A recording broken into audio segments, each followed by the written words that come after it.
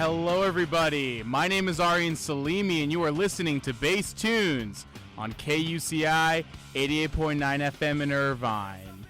Today, if you may have gotten the picture from the opening track, we're talking about, for the first half of the show, King for a Day, Fool for a Lifetime by the Californian artist Faith No More. And before we talk about that album, I do want to just give my thoughts on the artist as a whole, because I've become a very big fan of them, especially last year through my second year of college, and I just never really got the opportunity to do an episode on them. I was wondering, what do I do for the closer of this quarter? And then I realized next week is the closer, so we'll see how that goes. It always goes a week more than you think when it comes to, UCI scheduling if you're a student doing it at the station, but it's awesome, right? And on the second half of the show, I'm going to be going a little bit more variety, but I'm going to continue talking about Mortal Kombat 1 because last week after the show, I ended up finishing the story mode for Mortal Kombat 1, and it was a lot. So there's a lot to talk about there, but if you're listening from now until the end of the hour, just a quick disclaimer, there will be spoilers from Mortal Kombat 1, the story mode, at that section of the show, and I will again reiterate that when we get there. But first, Faith No More. Wow. I guess to first get my enjoyment out of it, where I got into them, is the whole nu metal thing, right? If you've been listening to my show for a while, you know I sort of get into phases with music, and I just sort of stick to them and get really obsessed with them. Nowadays, buying band tees and trying to go see them in concert, although I really haven't been able to do that much. And then I keep thinking, I'm going to love this artist until, the day I pass. And then that doesn't happen. I fall out of favor and I come back to them. I wouldn't really say the nu metal thing is 100% like that, but at least for my current taste, it's a little bit different now, right? Nu metal was one thing, the second season, quarter, whatever I did last year, we did the Limp Bizkit, and then we sort of did Korn and all that. And, I was sort of really getting into all of that. And while I was doing that, I was sort of reading up on the bands. Because another thing I do when I really get into an artist is, what are they into? What inspired them? Sort of looking at the ancestors.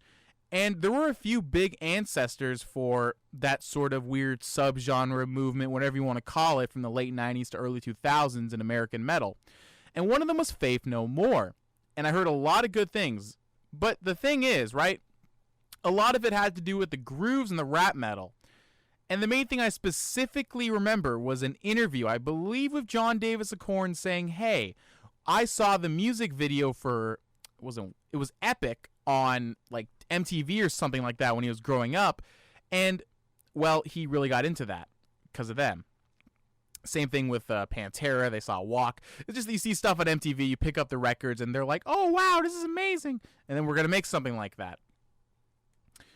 I will say I'm not really a fan of most of the songs from that album aside from Epic, but I guess we can first start with the band, right? When were they formed? Who's in it?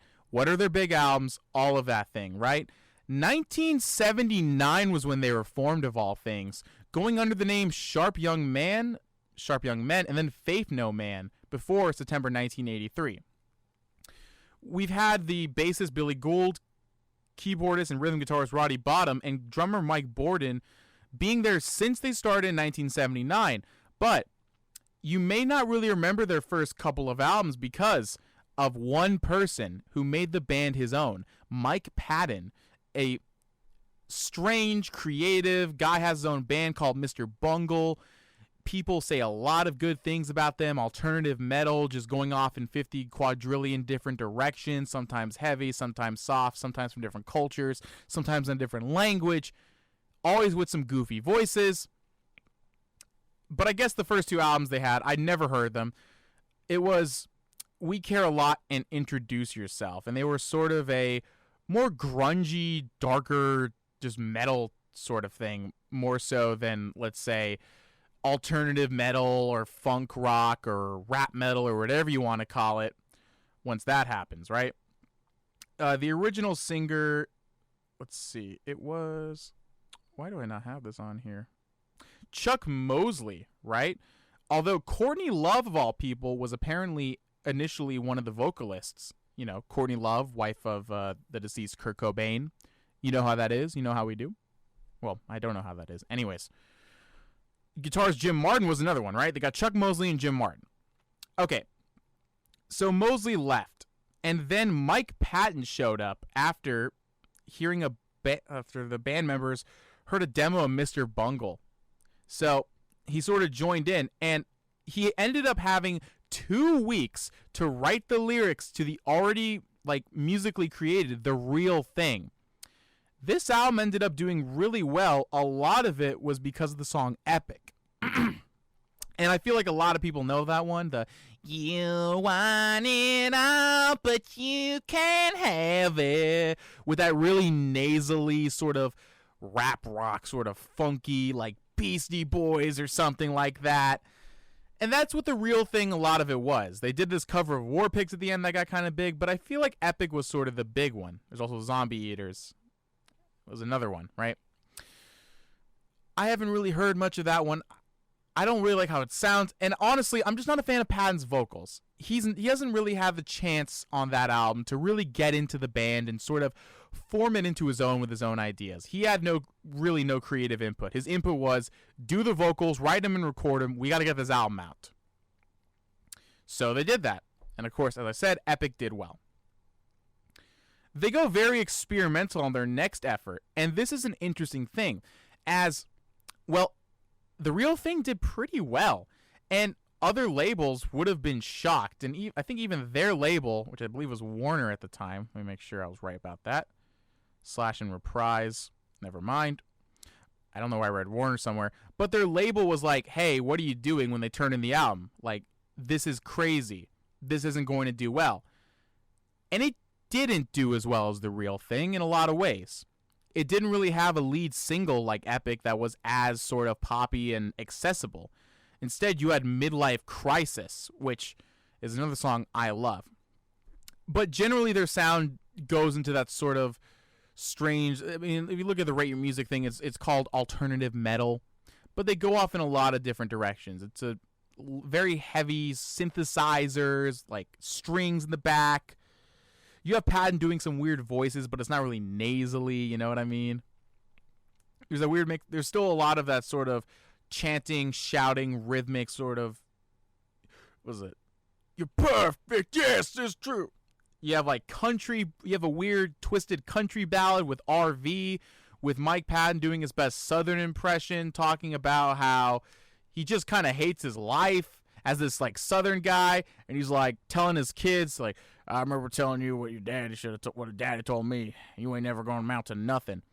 You have this piano, and that's the thing that I found really interesting about Angel Dust is that it goes off in a lot of different directions. Sometimes soft, sometimes really heavy, and it's weird. Patton does a lot of these screams that are just very like shrieky, like they're insane. I can't imagine many people doing that. You know, I can't even try and do an impression on the air because. Like, wow, there was nothing to do there. It still sounds very clear and crisp. The bass is very prominent, which I love. And it's just an interesting sort of mix. I believe the main singles for that were Midlife Crisis, Everything's Ruined, I think had a video, although that might have been one of their last singles. A Small Victory, and then they did a cover of the Commodore's Easy, which is actually still one of their biggest songs. You know, Easy Like Sunday Morning. And it's interesting because they did the song Midnight Cowboy, I believe was a theme from, what was it? Oh, it was the theme for the film Midnight Cowboy, which was the last song on the album, which is interesting. I'm not going to go through this album 100% because, you know, I could have focused on Angel Dust, but I got a lot more into King for a Day. But I will say, you know, listening to that cover at the end, that, again, it's a good cover. It's an interesting way to sort of take the album down a notch. After, I don't know if I can say the name of this one. I don't think I can say the name of this one. But the last song starts with a J. I think that's what the last song is. It's heavy, right? And there's also some other interesting things on that album, right? I believe one of the band members had come out as gay at the time, and he wrote a song that was very, I guess, you know, that very gratuitous in nature, very, I guess, sexual. And they had Mike Patton do it. He just rapped it and sang it, and it was a song about a very explicit act. sung like that. It was interesting, right? It was an interesting little boundary pusher, and it was a cool little thing. Although that wasn't a single or anything like that, but I just wanted to talk about that. It's a Be Aggressive. That's a cool one, right? Easy is an interesting cover. You know, I feel like it plays it a little too straight. At least a lot of people say that, but it's nice. You know, it's like at the same time, like, why listen to Mike Patton do a cover of it when he's not going to do some Mike Patton stuff? When you can just listen to the original song, you know what I mean? But yeah, you have that song. I think A Small Victory got a nomination for Best Art Direction for, I guess, the music video. And let's see here. Oh, apparently charted one spot higher on Billboard 200, and it wasn't as commercially successful in the U.S. as The Real Thing. Let's see. Where was the... We got to look at the sales numbers for The Real Thing real quick, because I'm very curious about that. Let's see here. The Real Thing. What were the sales numbers? What were the charts? Year-end charts. Went gold first year. Let's see here. Critical reception. There's a lot of stuff. A lot of people were very, very, very influenced by The Real Thing, though. Especially the Korn guys. Because they were like, you could do heavy music and not be metal. And that's the other interesting thing about Faith No More is that, right? They're doing a lot of heaviness at times, but they're not like a traditional metal band. Then again, I don't know what you want to call it, right? And especially when we get to King for a Day, or at least some of my favorite songs, it sort of veers into a more, I guess, more traditional perspective, more traditional thing. Oh, it is their best-selling album. Okay. But I guess it didn't do as well, didn't have as big of a single in the U.S., but ended up selling better than The Real Thing outside, right? So The Real Thing is not their best album. Best-selling, right? It's Angel Dust. So, King for a Day, Fool for a Lifetime goes crazy, right? They go in even more directions. I feel like Angel Dust had a core sort of sonic feel and theme to it outside of the odd directions, like the weird country, not even country, just weird country impression with RV. Oh, Smaller and Smaller. That's a really good one from Angel Dust. Oh, that's a really, really good one. Also, the cover arts I really like of both of these albums, right? Angel Dust is, of course, a pseudonym for a certain psychoactive substance. A pretty harsh one. A pretty bad, I guess bad, but like very debilitating, just very intense one. But the cover art is this sort of beautiful photo of a pelican or some sort of bird with this like sort of deep blue background. It's very pleasing. It's an interesting sort of contrast, and it was intentional by the band to have this sort of messed up name, sort of this hardcore name, with this very beautiful sort of, I guess, animal on the cover, right? And then the music sort of veers in those two different directions. But yeah, there's a bit of a sonic consistent element to it. King for a Day, however, sort of switches things up a little bit, right? The first sort of project after Angel Dust was apparently in collaboration with Booyah Tribe, Another Body Murdered, for the soundtrack Judgment Night. And let's see, where is the soundtrack? Judgment Night music for the motion picture. Oh yeah, I remember this one. So if you remember, I believe it's a Red Hot Chili Zepp Warren DJ LP's radio on, I don't think it's Fridays anymore. I don't think it's my time anymore. But in the early morning, right, his show, he ended up hopping on the show a couple times. But one of the times he hopped on my show was actually to talk about, let's say, talked about the Judgment Night soundtrack, because you had a lot of interesting sort of rap and rock collaborations. So that's an interesting little place to go there, right? But besides that, right, after that, the guitarist Jim Martin left.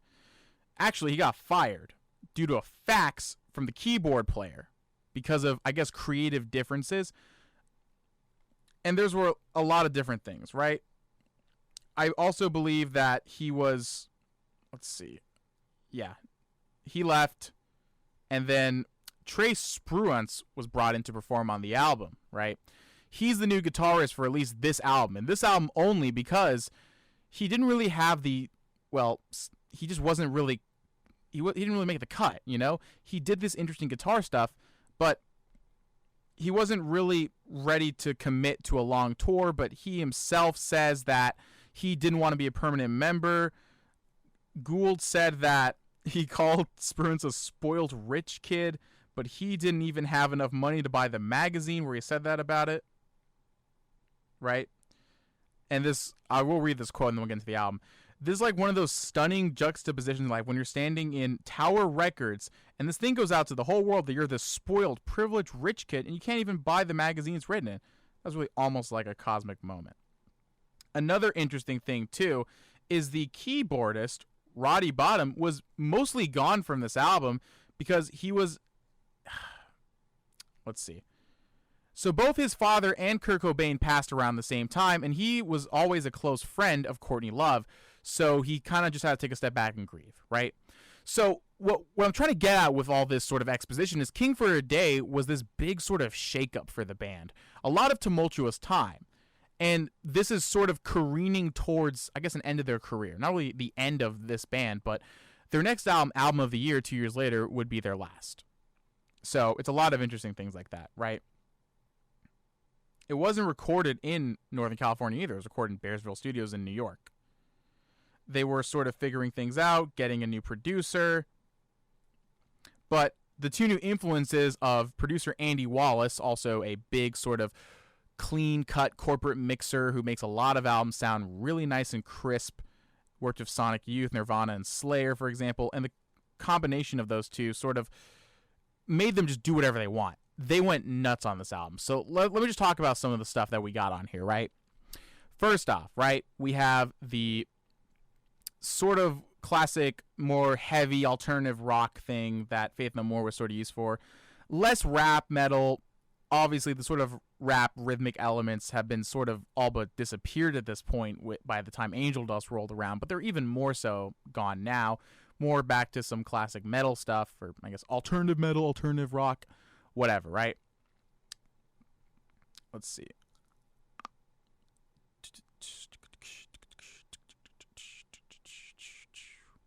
The album art's also really cool, too. I love the album art of this one. It's this red...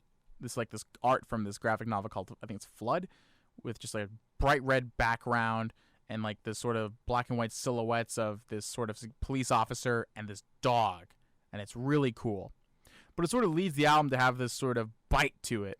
And you sort of look at the cover and you're like, wow, this is going to be really heavy, even more off the walls. And in a lot of ways, it is more off the walls. You have a song like Cuckoo for C, right? That one is really interesting because it has this sort of manic energy and talks about, I guess, poop, right? Right? In a more, I guess, less radio-friendly way. But, and you sort of have him doing those sort of guttural screams, but then you have something like Evidence, this sort of slow-burning, sort of lounge-singing ballad type of thing. Then you have more of like a big band, I guess Evidence more of like a smooth rocker, and Star AD with like horns and strings and things like that. Not really many synths on this one, right? Except for stuff like Ricochet, which I have played on this. I played on the show before a couple times. No, I think once. I've spun some stuff from this album when I'm doing my little radio hour, which I've done a couple times on the show. But there's just a lot of variance around here. There's just a lot, right? You have a choral thing at the end. They made 20 tracks for it, and only 14 made the listing. It's just interesting, right? Star AD has sort of a goofy... I guess I just realized it's about a really specific goofy thing on stage. But I will say this, right?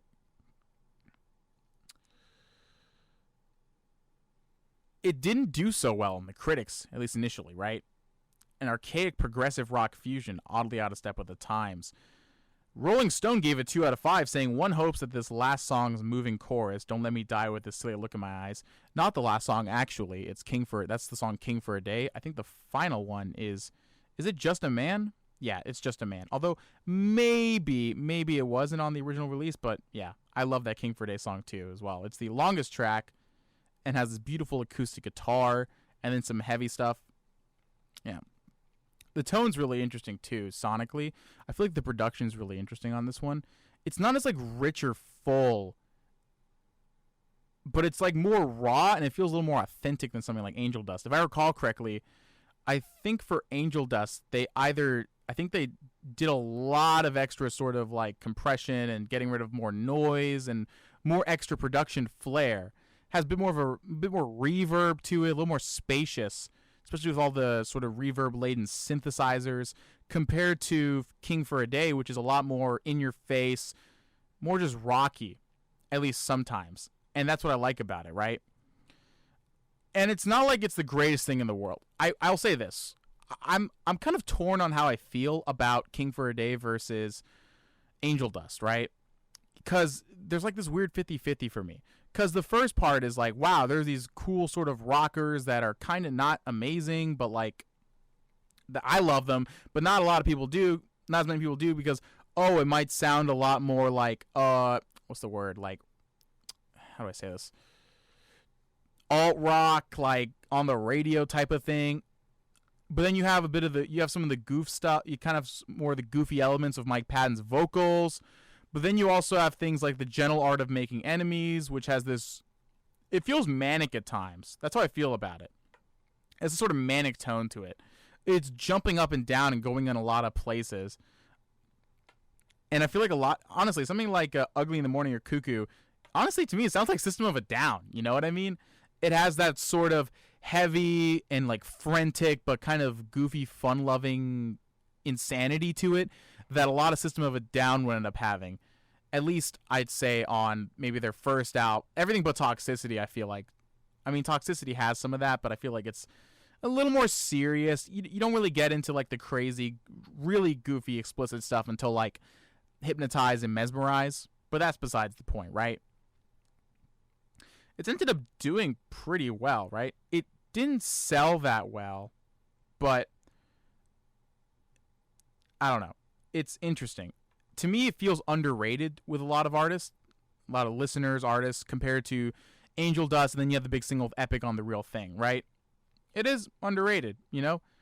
It's a genre shuffle, and it's one of those ones where you can just sort of pick and choose what you like to listen to. Sometimes, like, listening to it all at once is a total headspin, all right? I would recommend you try it once, but then after that, I feel like you can just pick out songs you like, you know? It feels like a bit of a precursor to something like how a lot of modern music is nowadays. You know, you got stuff like the Migos. I mean, I don't know if the Migos are going to continue anymore, RP Takeoff, but like, you know, when like Culture 2 or even Culture 3 comes out and there's like a billion songs on there, it's for playlist picking. It's the new sort of age. Obviously, that wasn't the thing in 1995. You bought a CD. You didn't have like Apple Music or Spotify. You can't just create stuff like that. But still, the three singles, of course, Digging the Grave, Ricochet, and Evidence. I'm going to go ahead and I'm going to play Digging the Grave because I like that one a lot. It's the one I've been listening to a lot.